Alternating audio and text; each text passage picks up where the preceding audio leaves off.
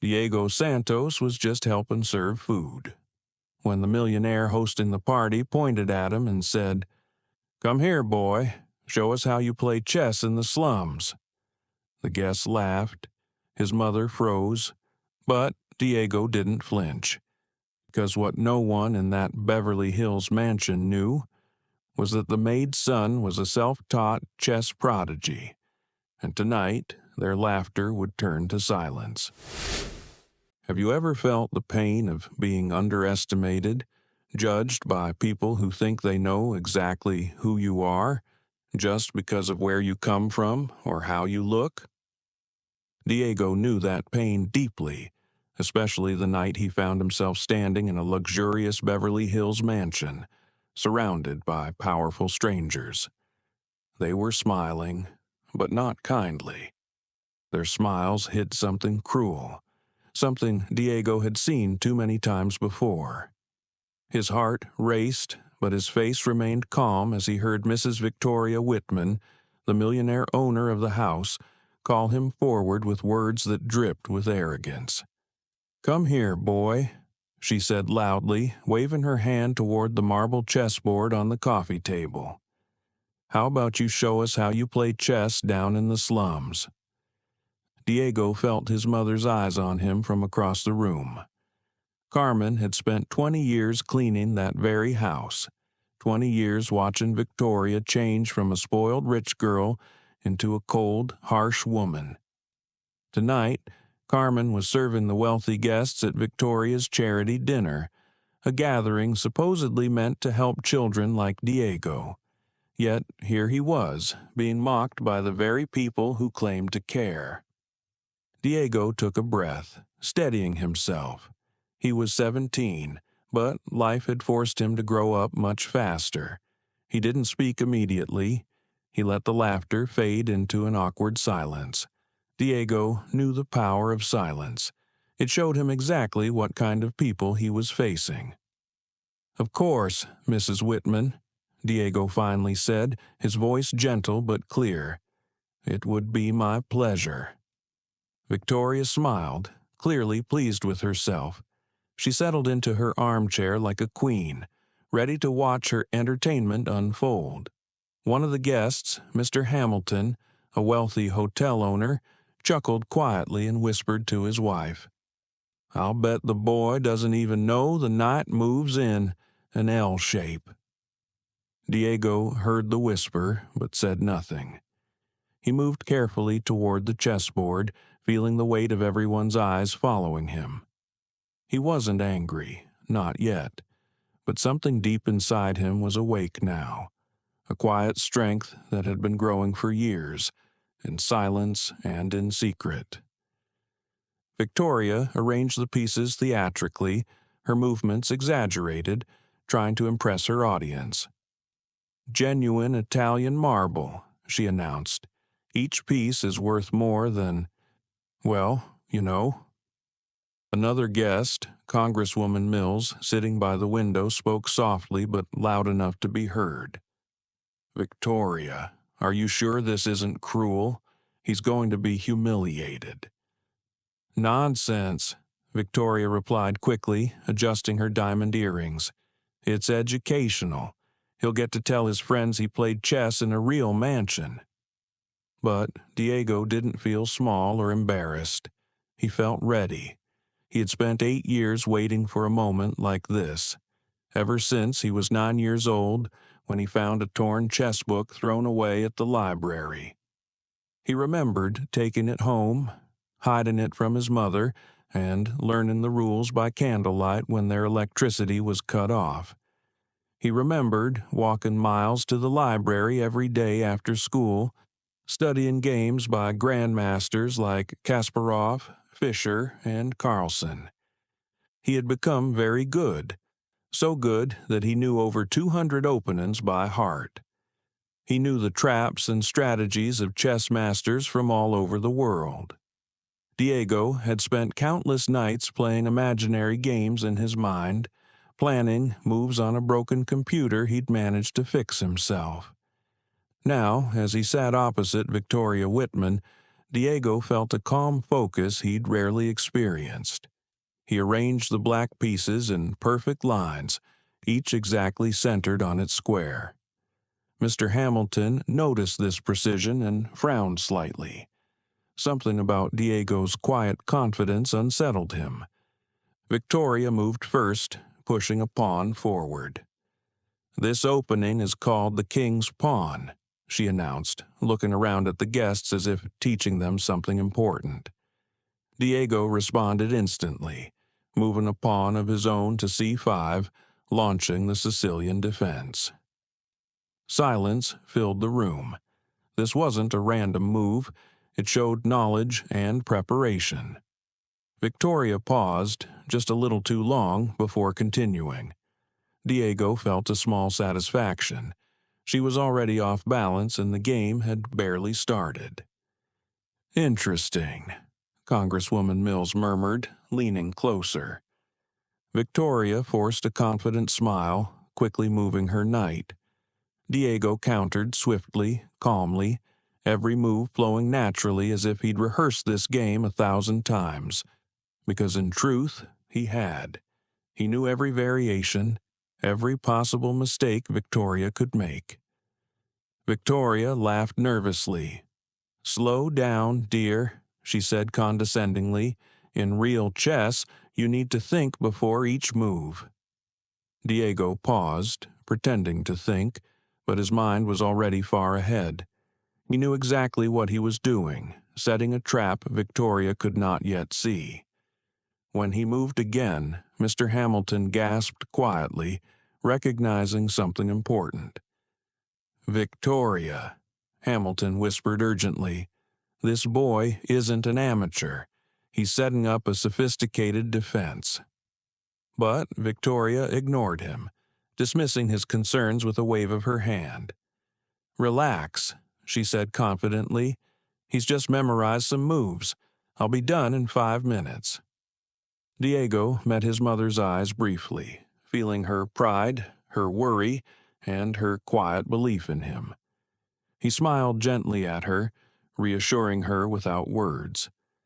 Tonight, he would not only play chess, he would change how everyone in that room saw him forever.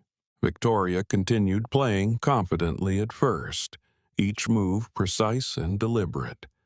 But as Diego calmly responded to her every move, something began to shift in the atmosphere of the room. People stopped whispering. They stopped laughing. Instead, they began watching Diego carefully, their eyes moving from the board to his face, then back to the board again. Victoria's next move was slower. She hesitated, her hand hovering over a piece. Diego noticed the slight tremble in her fingers and knew exactly what it meant. Uncertainty. He felt a deep sense of calm. He had seen this many times before in opponents who underestimated him, but this was different, more personal. "Your move," Diego gently reminded her, his voice soft but clear. Victoria looked up sharply, momentarily annoyed. She moved her bishop hastily, making a safe, defensive choice. Diego nodded, understanding. She was playing cautiously, hoping to avoid mistakes, but Diego had other plans. He moved his knight swiftly, positioning it perfectly to threaten 2 powerful pieces at once. Victoria's eyes narrowed as she studied the board. She finally understood. She was trapped. Her face turned pale. "Wait," she whispered, almost to herself. "This can't be right." Diego stayed quiet, watching her closely. The room had grown silent, the guests now leaning forward with curiosity and something like awe. Even Mr. Hamilton, who had earlier mocked Diego, was now completely focused, his face serious and thoughtful. "Victoria," Hamilton finally spoke up quietly, "he's outplaying you." Victoria shot him an angry look. "He must have learned this from someone else," she insisted loudly, clearly shaken. "Nobody from the slums can play like this without help." Diego looked directly into her eyes and said calmly, "Actually, Mrs. Whitman, I taught myself." Victoria stared at him, speechless for the first time. She moved upon, a desperate attempt to regain control, but Diego was already ahead of her, ready to respond instantly. "Check," Diego said softly, placing his queen decisively. Gasps echoed around the room. Victoria leaned back, her eyes wide, disbelief clear on her face. "Impossible," she whispered, staring at the board as if hoping the pieces would rearrange themselves. Her hands began shaking visibly. "It's true," Diego spoke again, gently but firmly. "Every move you're seeing, I learned from studying grandmasters. Kasparov, Fischer, Carlson. I spent years preparing for a moment like this."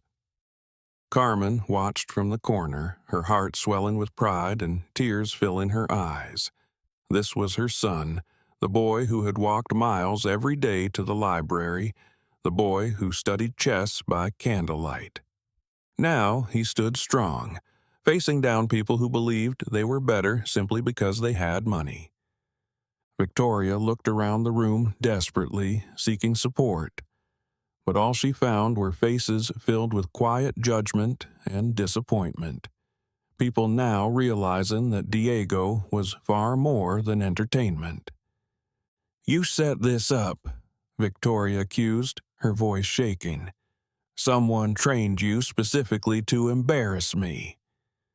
Diego shook his head gently. "No, Mrs. Whitman. I trained myself because I love chess, and because I wanted to prove that respect is earned, not bought." Congresswoman Mills broke the heavy silence. "Victoria," she said clearly, standing up, "perhaps it's time you admit this young man has incredible talent. Talent you underestimated because of your own prejudices." Victoria's face flushed red with anger and shame.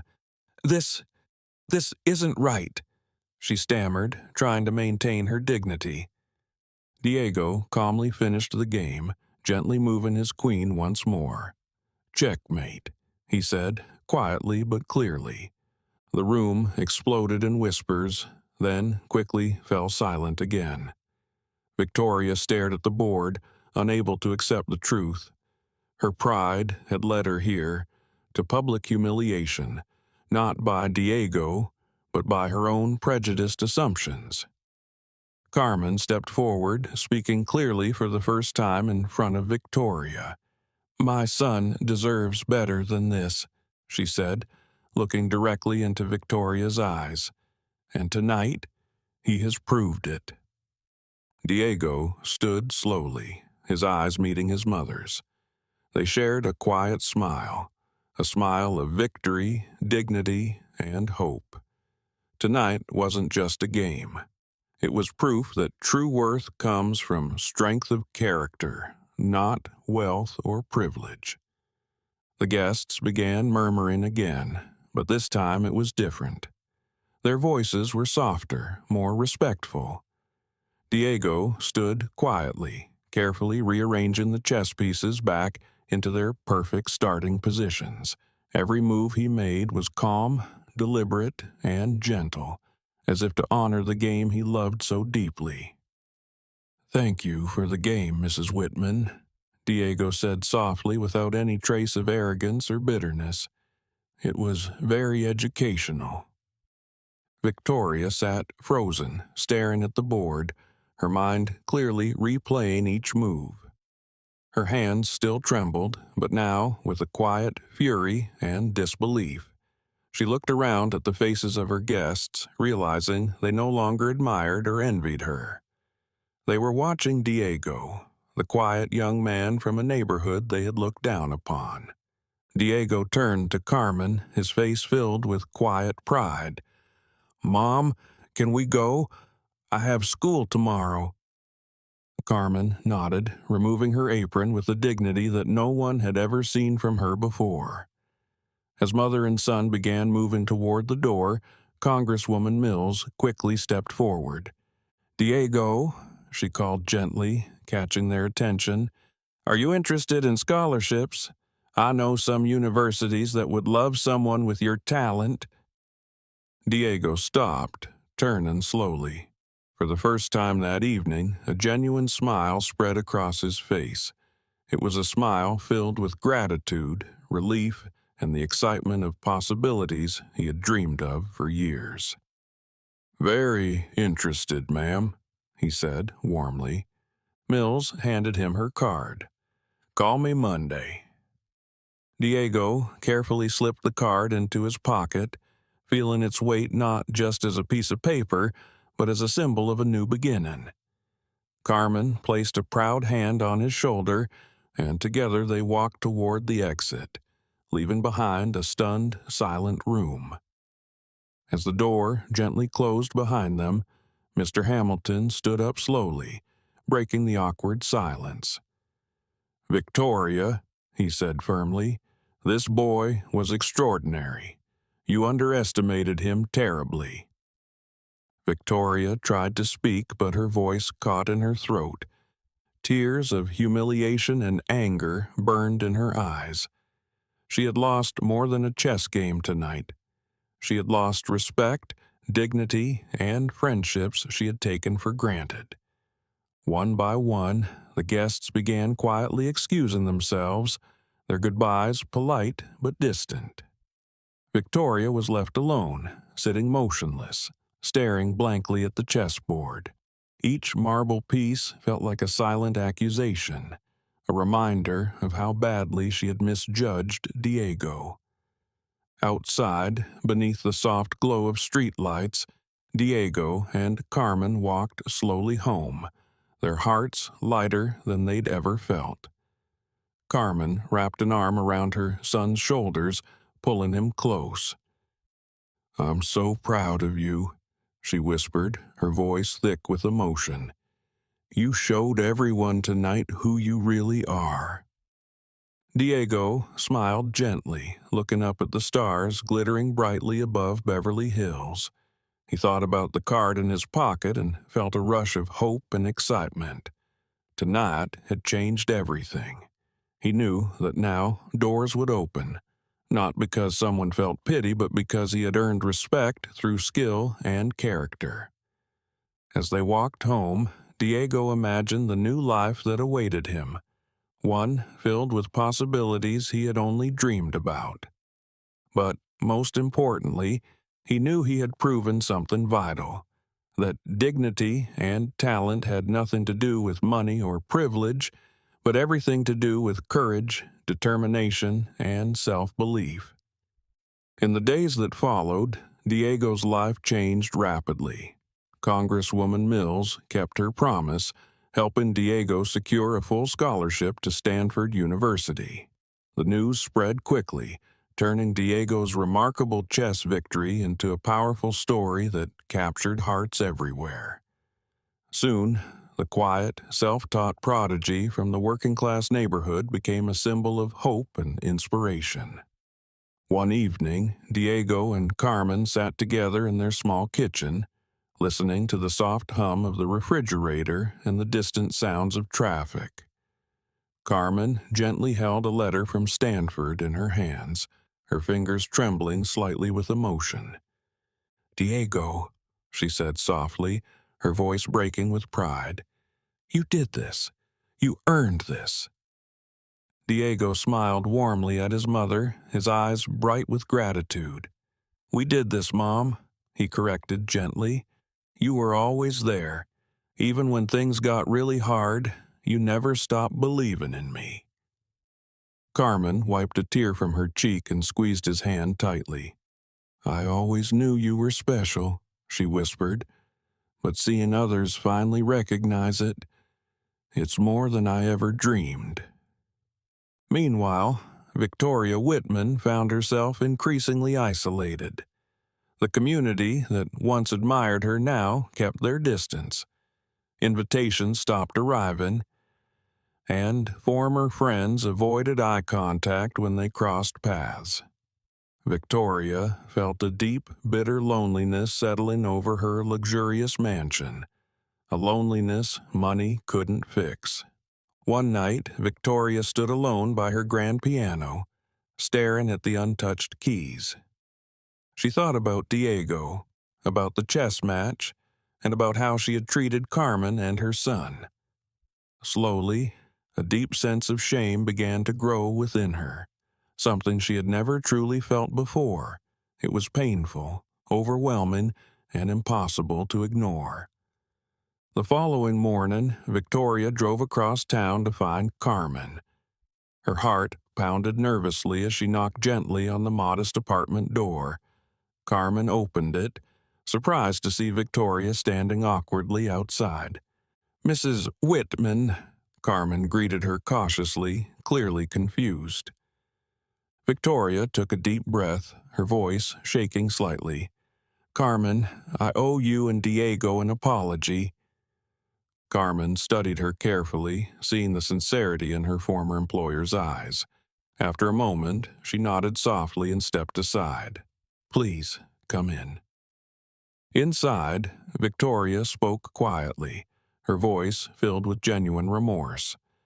"I was wrong about Diego, and about you. I let my pride and prejudice blind me, and I hurt you both deeply." Carmen listened carefully, her face gentle yet firm. Finally, she replied softly, "Mrs. Whitman, Diego taught me something powerful, that people can change, but first, they must be brave enough to see themselves clearly." Victoria nodded, tears welling up in her eyes. "I never saw myself clearly until now," she admitted quietly, "and I'm so sorry it took me so long." The two women sat quietly for a while, sharing a silence that was heavy with understanding and forgiveness. When Victoria finally stood to leave, she hesitated at the door, turning to Carmen once more. "Carmen, please tell Diego I'm deeply sorry," Victoria said gently. "And please tell him, thank you. He taught me a lesson I'll never forget." Carmen smiled softly, a warmth returning to her eyes. "I will tell him," she promised quietly. As Victoria drove home that day, she felt lighter than she had in weeks. She knew she couldn't undo the past, but she could learn from it. She could become better, kinder, more aware of the lives and struggles of others. Back in their apartment, Carmen shared Victoria's visit with Diego. He listened thoughtfully, his eyes filled with compassion. Finally, he nodded slowly and spoke quietly. "Mom, sometimes the hardest lessons come from the most unexpected places," Diego said softly. "Maybe Victoria's finally starting to understand." Carmen squeezed her son's hand gently. "You've changed a lot of lives, Diego," she whispered proudly, "including hers." Diego smiled thoughtfully, feeling the full weight of his mother's words. He realized then that true victory was not about defeating others, but about inspiring change, compassion, and understanding. He had won a chess match, yes, but more importantly, he had opened people's hearts to a powerful truth. Every person deserves respect, dignity, and a chance to shine, no matter their background. He wasn't trying to impress anyone. He was just walking his path, the one he'd built, piece by piece. Back in Beverly Hills, the story of Diego's chess match had gone viral, not just online, but in hearts. Congresswoman Mills had shared it on her social media, and within days, millions of people had seen it. The headline read, "Young Prodigy destroys prejudice with strategy, silence, and grace." The clip of Diego's final move, the look on Victoria Whitman's face, Carmen's powerful words, they had struck something deep. Comments poured in from around the world. "This boy deserves everything. What a shameful moment for that woman. This is what real strength looks like." Meanwhile, Victoria found herself unwelcome in the spaces she once ruled. Her country club revoked her membership. Donors quietly removed her from charity boards. Even Hamilton, her old friend, kept his distance. At a dinner in Malibu, his wife said what many were thinking. Victoria's always been arrogant, but to humiliate a child like that, it changed the way people see her. And perhaps the most painful part for Victoria, Diego never gloated. He never sought revenge. He didn't try to drag her name through the mud. He simply moved forward, studied, grew, built. That quiet dignity, it was louder than any accusation could have ever been. One morning, as she watched Diego speak in an interview on CNN, discussing his new online chess program that paired underprivileged youth with college mentors, Victoria sat on her empty patio, hands clasped in her lap. The reporter asked, "Diego, do you hold any resentment toward the people who underestimated you?" Diego smiled calmly, the same way he had that night. "Grudges," he said gently, "are pieces that only get in the way of the game. I prefer to focus on what I can build." Victoria felt tears on her cheeks, not from humiliation this time, but from clarity. That moment, sitting alone, she finally understood what she had lost. Not just a game, not just status, but the chance to be better, to support someone extraordinary when it actually mattered. Carmen, now working as a cleaning supervisor at a five-star hotel in Santa Monica, had framed a photo of Diego receiving his first academic award at Stanford. Right next to it, she'd hung a certificate from his online chess program, 1,200 children enrolled in 6 months. Not just learning chess, but learning how to think, how to plan, how to believe in themselves. Diego once told a classroom full of students, "Chess taught me that every person has unique strategic value, that even the smallest piece can shape the game." He paused. "And Mrs. Whitman, she taught me that some people have to lose everything before they learn what really matters." The room had gone silent. Today, Diego still plays chess, but he plays bigger games too, ones that challenge systems, that open doors, that change lives. He turned the moment that he was meant to be humiliated into something unforgettable. Not by shouting, not by fighting, but by staying true to who he was. Victoria Whitman wanted to make him entertainment, but Diego Santos became inspiration. And that's the difference between someone who plays for applause and someone who plays for purpose.